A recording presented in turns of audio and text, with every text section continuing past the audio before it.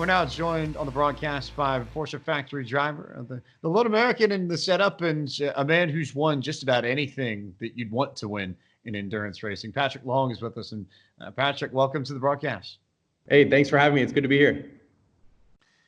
Now, we've had the chance to talk to some of the other Porsche Factory drivers over the past few weeks, and we've gotten different takes, different perspectives on how sim racing can be used as a tool to help their career. Before we got to talking, I got the chance to see your rig and your setup in your shop, and it's a pretty serious deal. So clearly, it plays a big part in the way you train and prepare for races. How do you use sim racing to help you prepare for the real life thing in a general sense? I'll tell you what, that answer is evolving by the day. This situation that we find ourselves in where we're all stuck at home and away from the racetrack, I've been introduced to professional esports, and just like anything in life, when you go to a pro level of something, you realize that there's a whole nother world of equipment, there's a whole nother world of talent, set of objectives, and so it's been eye-opening. But up until the situation that we're in here this month, it was used for off-season mental focus and exercise. A lot of the real-world online racing really projects you into that same mindset, and so I found a lot of solstice in that. Haven't been active for the last few years because I had a couple of kids, but this has thrust me right back into the action and justified me spending time away from the family in a different fashion. But coaching and learning racetracks would be two other parts of it up until now, and all of a sudden we're into full testing, product development with hardware, software, full simulation, data acquisition. I mean, it's just like racing as a factory driver we're now doing in esports.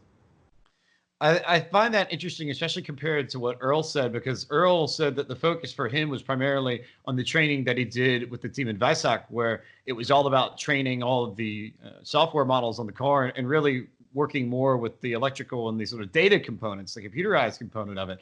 I figured that somewhere in that there would be a sort of training and logging laps element to it, but he said that for him the focus was more on the modeling of everything. So it almost sounds like for you that it is a bit more of that traditional keeping sharp and just getting time and experience at tracks and just time behind the wheel sense, is it not? Yeah, and the reality of it is that I'm very focused in North America, and customer racing is the main focus for PM&A.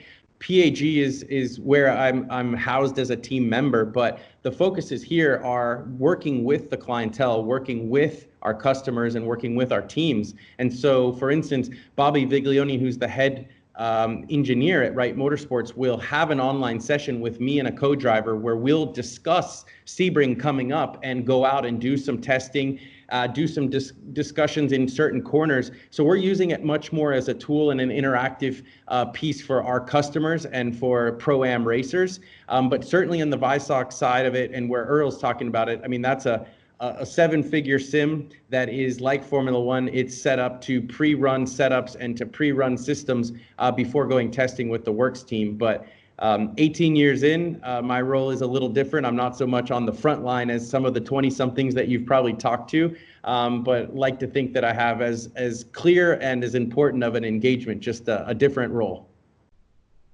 I think you make another interesting point that is true with the emphasis on customer racing here in North America and in IMSA, especially in GTD.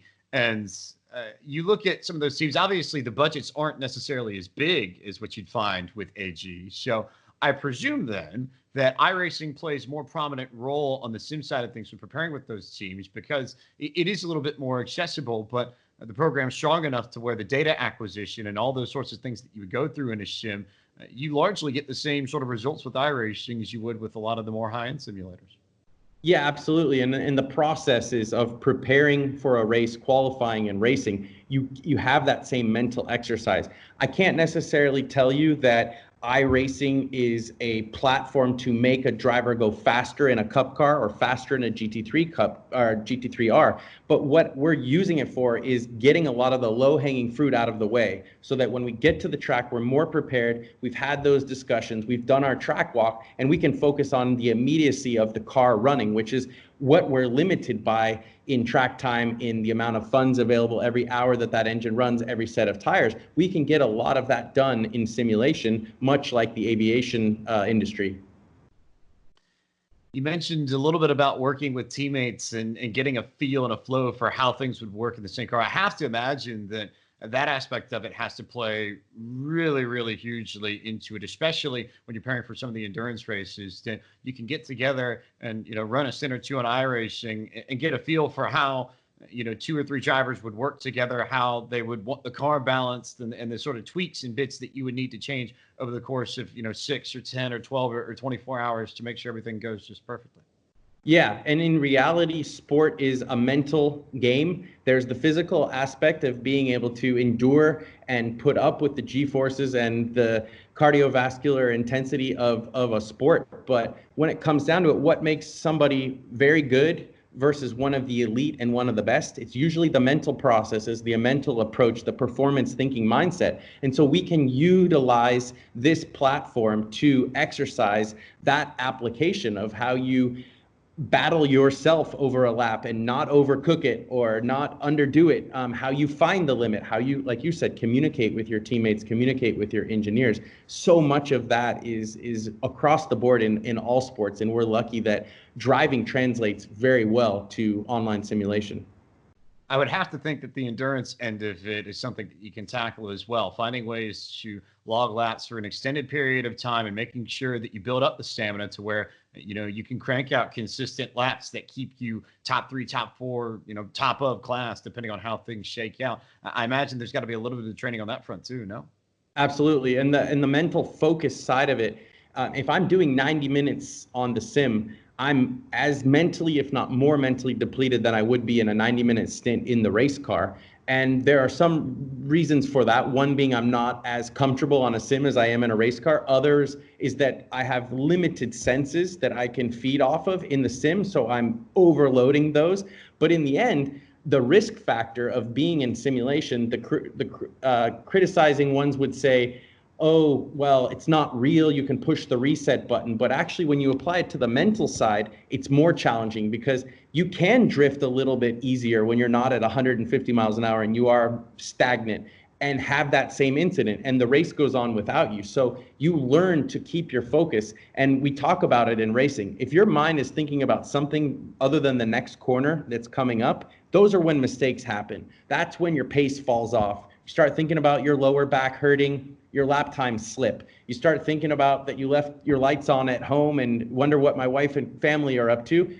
You're going to have an incident or you're going to slow down. And so those processes of staying completely engaged in what you're doing and pulling out those last few tenths of a second, they're one for one. You mentioned a little bit about just the feel and the overloading of different senses. Lawrence talked a lot about the loss of, as he put it, butt feel, the ability to sense the forces acting on the car that allow you to help control it and figure out where you need to point it. Obviously, that's not a part of sim racing in any way, shape, or form more often than not. So how much do you end up overloading those senses, and does it make it maybe even more mentally draining because you're working with your eyes and your ears pretty much exclusively to make sure that you've got the car under control? Yeah, absolutely. In the end, you go back to what are the tools you have to extract speed, and where do you find speed, and where do you process pushing the limit without going over it. But specifically to the physical side, yes, you don't have the G-forces per se, but it sheds light on what I've been sort of living underneath in the last couple of weeks is the hardware, what your force feedback wheel is, what your pedals, how your pedals are set up, how that's all communicating with the software. So it is very technical in getting all of that right. There are people out there, drivers out there they're doing the same lap times on a $200 sim setup from Walmart. But there are also guys that are driving $1 million simulators at Visoc, for instance, who are finding an edge there. So my point being is though, like at CXC where I'm at now, working with them on force feedback of the steering wheel and maybe the slip angle of the tire communicating to me through my hands, maybe not through my butt, but through my hands, or the way that I roll off the brake in my modulation and my trailing off. Right now I'm on a hydraulic setup, full tilt-in pedal kit like a race car. And that has pluses and minuses because in the end, it's the computer that's registering the clamp of the pads to the rotors. So you have to make sure that you don't overdo it, But if it's tuned up and right, and we're working with our engineers to have that all right, it can definitely translate more to the race car in how your habits form and what your physical inputs are, but B, get you lap time. I'm heading into some very extreme live TV esports races, and so far I've just been trying not to make a fool of myself, and now I want to try to start getting into the race and racing up front with some of these guys that put in 30, 40 hours a week on the sim. I noticed that you have been busy over the past few weeks, that you took part in one of the IROC races not too long ago, that I have a feeling it won't be too long before we see you in some of the IMSA races. And it sounds like the last few weeks have been a mix of both testing equipment and participating in some of the bigger things that iRacing has put together. So how accurate am I in that statement? And what have you been up to the past few weeks? Yeah, it's busier than ever, and I think that is a byproduct of being a Porsche factory driver. There's lots of PR and media going on, although it's around results that might be more on the esports side or in iRacing. Certainly, Lufke Colt is a company that I co-founded, and that keeps me very busy. We're producing a book, we're building a rally car, we're getting ready for our show in November. So those things have kept me busy, but in reality, I took a month off. I sort of unplugged from the screens and used the time to be around family and not be in airports. But now it's full throttle into racing. It's everyday testing, communicating with the engineers and the team, and preparing for these upcoming IMSA races, as well as the IROC series, which is live on Fox Sports on Wednesday nights. And so, yeah, it's surreal, the world that we're living in today, but you have to make the best of it. We're competitors. Our partners and our employers expect us to compete and to be out there engaging with the fans. And so it's a different platform. It's an odd time. Our hearts go out to everybody who are on the front lines and who are suffering with the byproduct of health and some family members or immediate problems that they're suffering with. But for us, we're fortunate that we're able to compete as well as be engaged and be focused in racing when there's a lot of tough things going on in the real world. I think when we look back on this period and it all ends, I have to believe that the perception of sim racing is going to change and that it's going to evolve.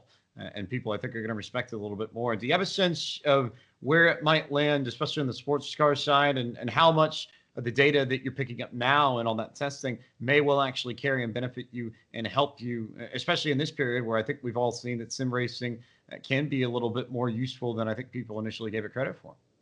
Yeah, I think there will be a byproduct of going back to work per se and jumping in airplanes and being at racetracks where simulation won't be as prominent for a lot of us. But in the off season, I think it will. I'll never look at it the same after this point.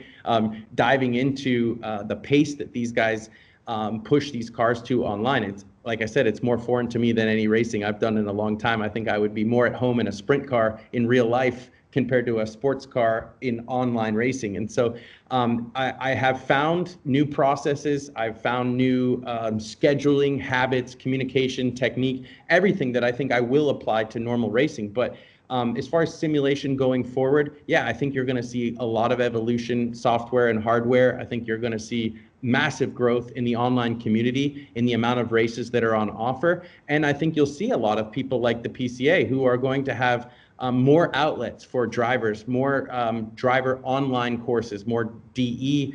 And hey, maybe we'll be able to race Wednesday nights from the comfort of our own home after a long work day and still travel to the racetrack on the weekends and jump in our real race car. But as we know about motorsports people, they can never get enough. So there's that scary part for me of having a steering wheel in my house in the basement. Valid points there, and a few that I think are right in line. I would think that the midweek volume of competition would step up. You'll be happy to know that PCA Sim Racing already has an EDE program that they use to great extent on Wednesday nights. And then hopefully more manufacturer and track and series support as well, now that I think they've seen what it can do for a lot of the people that have been in and got in before all this and have gotten a pretty prominent space, like IMSA, like IndyCar, like NASCAR over the past few weeks. Now, in iRacing in particular, you have a few Porsches available. You've got the RSR, the GT3, and the GT4. Have you had the chance to work with those three cars in particular, and are you able to sort of pick out the differences between them and how they compare to the differences between them in real life? I've sampled the three, but I've been very focused on the RSR. It's only been a couple weeks since I sort of jumped straight into this head first, so I've been trying to keep my surroundings pretty stable.